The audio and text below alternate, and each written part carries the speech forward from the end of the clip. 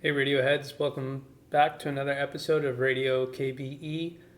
Today's episode, we're going to talk about just some new things, new pieces of information that have come out in like the past day or two. Just reports that we've gotten. One is an excellent write up by Eric Pincus for Bleacher Report, in which he talked about the Spurs potentially being a third team. And then the other thing I want to talk about is this idea that the Lakers have differing opinions within the front office in regards to whether they want to trade for Kyrie versus whether they want to trade for depth if that opportunity is available for the team. And so for me, I think the first thing I want to talk about is the more straightforward subject, which is the Spurs possibly being a third team. First and foremost, Greg Popovich doesn't like the Lakers. He doesn't like anything about us. When we got Pau Gasol, it was said that it was alleged that he was one of the voices that said that the league should start reviewing trades to some degree and stuff like that. He wasn't a big fan. He thought it was a big win for the Lakers back when we did it. Greg doesn't like us, and so it is very hard to believe that Greg Popovich, of all people, would be interested. And he's not the one making the trade. They have a GM and stuff like that too. It's a little strange that they would be making a trade to help the Lakers out. It's not necessarily just helping the Lakers out, and that's where the plausibility of that them being a third team sort of comes in for me. Sean Marks has ties to the Spurs. He got his start with the Spurs.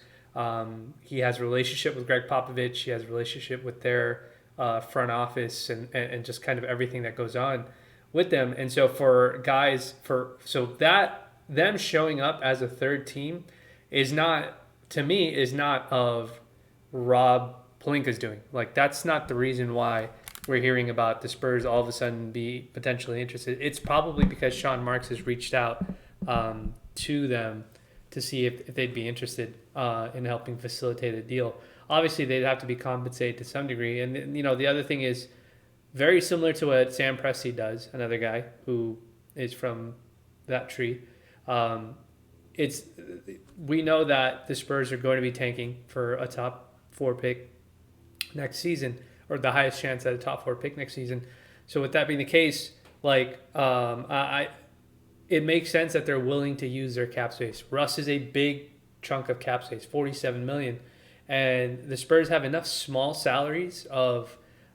mid-sized salaries of like Doug McDermott, Josh Richardson, Jakob Pertl, and Zach Collins, like that they would have to only send out, that plus their cap space, they have enough guys where they can send out 2 or 3 of those mid-tier salaries, take on Russ's contract, and not be anywhere near the luxury tax. And they could probably hit like the salary cap floor, which is the line that every NBA team wants to hit, or else the difference between how much you're paying your roster and the salary cap floor, that money gets collected and redistributed to all the players amongst the team. So it's a bonus basically.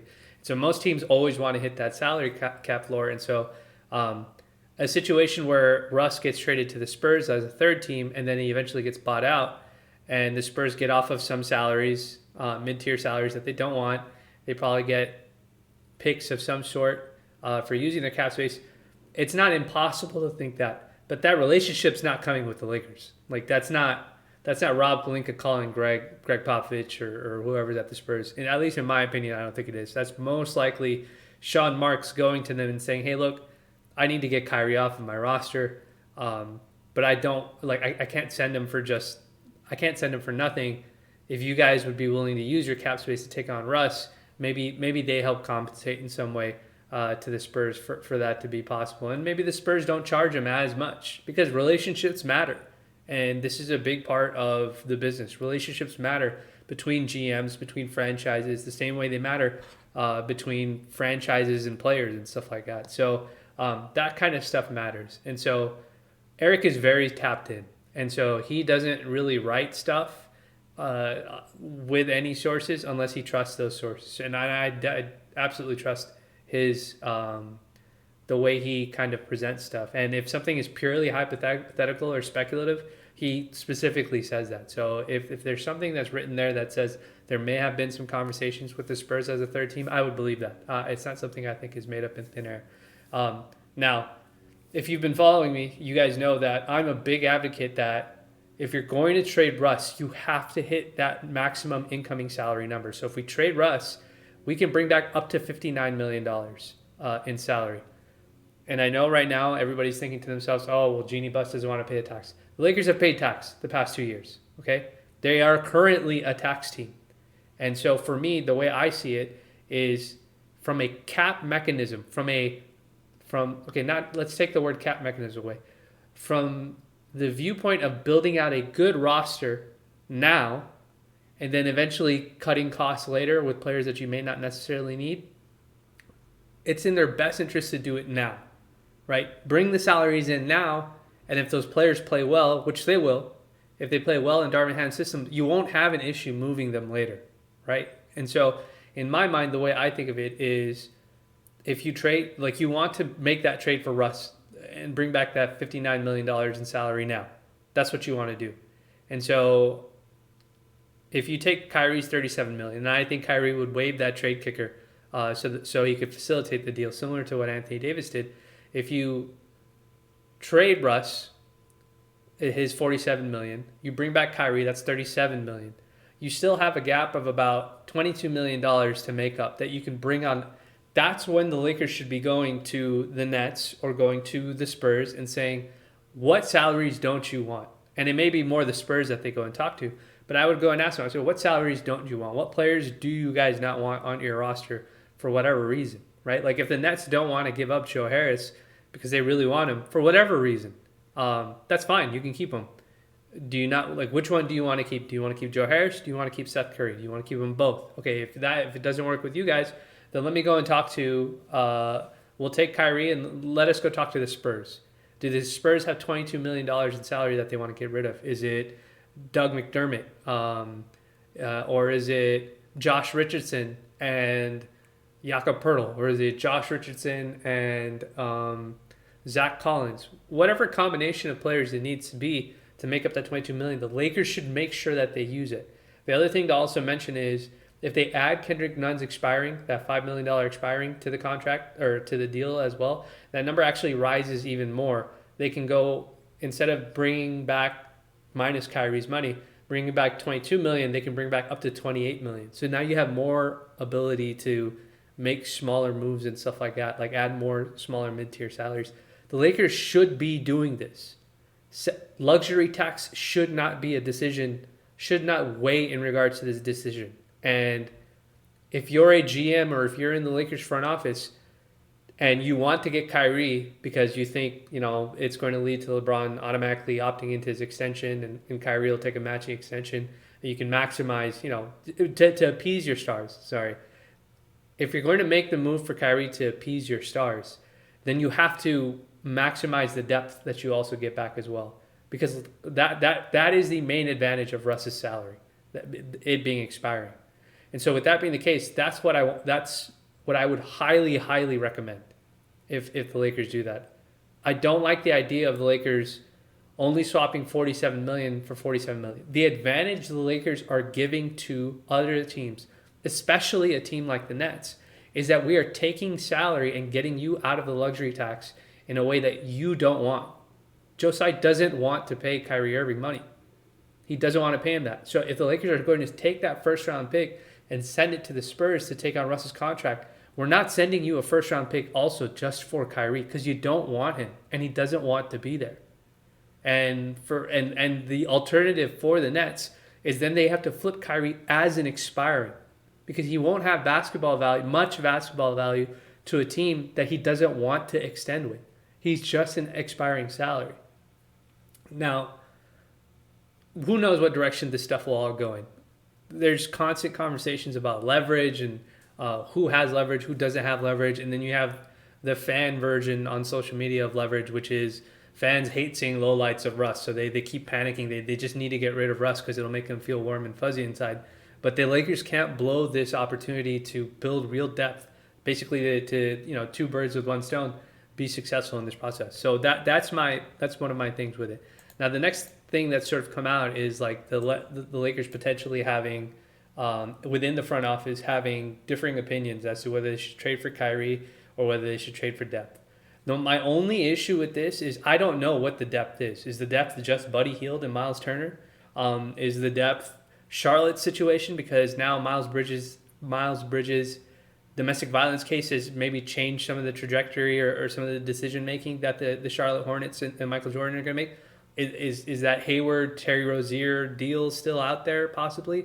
Or is it a completely different team in itself that's interested in trading and expiring for long-term salary? Like, it's very hard to figure some of that out. But ideally, when we think about it in a common sense, Kyrie is probably going to be basketball talent and basketball on-court value-wise going to have the most value of anybody you trade for because there are no other stars that are available that you're going to trade for, from what we know, from what's been reported in the media. So you want to trade for Kyrie, and you have the ability to trade for Kyrie and get back the shooting and scoring depth that you need to be successful. It shouldn't have to be Kyrie or depth if you're smart about going after Kyrie. That's the point I'm making. Now, the front office deliberating over it, I guess you could say that, like, to some degree, like, it may have something to do with leverage. You know, them openly having this conversation and a writer finding out about it and then putting it out in the media, it may make the teams that are, you know, potentially trying to get out of Kyrie's, you know, it may make the Nets think that, okay, wait, maybe the Lakers do have an alternative, so we should take the deal that we get. But again, in my last video, I told you guys, like, Sean Marks is just going to call Rob Pelinka. Like, he's not going to like, I don't think he's going to take it at face value, what's being said in the media. I don't think that's how these GMs work. At least I hope it's not, or else that would change the way I think these GMs actually work and how much of a role media plays in regards to it. So I just don't see that happening. But I think I understand why it's happening. Like, they may feel that there's a deal out there that sends them back 2-3 players. Maybe it's not just Buddy Hield and Miles Turner, right? Like, maybe it is something from the Hornets or something altogether, different altogether that we don't see coming, and they feel like it better fills out the roster. We know LeBron really wants Kyrie. It's like, we know. Like, there's no surprises. There should be no surprise that he wants Kyrie back and he believes that he can make Kyrie work because they've won together. And they both openly, not both, but Kyrie's kind of openly acknowledged that he was immature in the process and stuff like that. And he's sort of apologized. They've reconciled and stuff like that. And we also know Kyrie and AD have a relationship and a friendship and stuff like that. None of that stuff surprises me. But that's the way I kind of see all of this. Like, they really have to nail this in the way that, in a way. And as I always say, like, it comes down to the front office. Players will play basketball. Coaches will coach the players that they have in front of them. But the front office has to put it together. There must be a unified vision with how these things sort of go. And so that's where my focus is basically constantly on. It's how is the decision going to get made? There is nothing more that Kyrie can do to nuke his value. Absolutely none. This is as close to a layup as it's going to get for Rob Pelinka. If you can't land Kyrie, I understand if maybe you don't get the depth, but if you can't land Kyrie, like, without getting 2 first-round picks, like, that is, I am genuinely concerned about the person who's like doing the negotiating on behalf of the Lakers, honestly. And so that's where I sort of feel like, that's what I feel about this entire situation. There's no better way. Russ hasn't said a single bad thing about this franchise. Not at all. He hasn't tanked his value. He hasn't said he'll be unhappy. He's been a professional. Okay? So he's not doing anything to hurt his value. We just know he's not a good basketball fit, and we're going to move him. We know Coach Ham is doing his best. He's operating as if Russ is going to come back, and you know, anytime somebody asks him about it, he's always offering up positivity about Russ and him being a quality player, even if he's back with the Lakers and all that sort of stuff. He's operating as if he's going to be here. But again, if you're going to move him, it's on Rob. It's on the people who are in those negotiations to make that deal in a way that makes sense. The Lakers are not in a desperate position. Like, they can very well go into the start of the season and go start the season off 8 for 2 or 7 for 3 and all of a sudden the conversation and the perception of this team will change because of the coach and because of their win-loss record. So if you're going to make the move now before training camp, because you know there's probably a good chance the Nets don't want to have, and I know Zach Lowe said, oh yeah, we'll just hold on to Kyrie as much as they want. I find it very hard to believe that Josiah is going to spend $37 million to tell Kyrie to stay away to get a better package, because I don't know what the better package is out there. Would a team give up a first to get out of long-term salary for Kyrie's expiring? For sure. Maybe. Like, they may do it, but then are they going to pay Kyrie to stay away also? Like, how many teams do that? It's only going to be a team like a tanking team that's going to do something like that. And remember, Kyrie wants to play. It's not like he's trying to sit out games. So it becomes very much a John Wall situation again, like John Wall had with Houston. So they have to really, really nail this decision. And I don't think there's anything wrong with people being reported in the front office of having differing opinions. I think that's just going to happen. It may be just a leverage play. Who knows what it is? But that's the way the Lakers have to go about doing it. If you're going to move Russ, try and maximize the return that you get from him. Tax should not matter, because you can deal with that later. You can move certain guys around. A guy like Taylor, if he's not going to fit in because you have too many guards now, like, you can move him and lower the overall salary cap and lower your tax bill in the process too as well. Like, there's ways to get around it, but the Lakers have to really, really hit on this and not bungle this up, whether it's for Kyrie or whether it's for somebody else. So I just wanted to chime in regards to that. Again, if you guys haven't read it, please go read Eric's write-up on Bleacher Report in regards to a potential Nets, Lakers, Spurs trade, and follow any writers and stuff like that, guys like Jovan over at The Athletic, who covers the Lakers beat. They do a wonderful job covering the team and offering, just common sense and good conversation, reporting stuff out in more of a factual manner. So, as always, I appreciate you guys liking, subscribing, sharing the channel, sharing stuff on Twitter. Like, it's genuinely awesome, and the channel continues to grow. So I'll see you guys on the timeline, and I'll see you guys in the next video. Thanks for tuning in.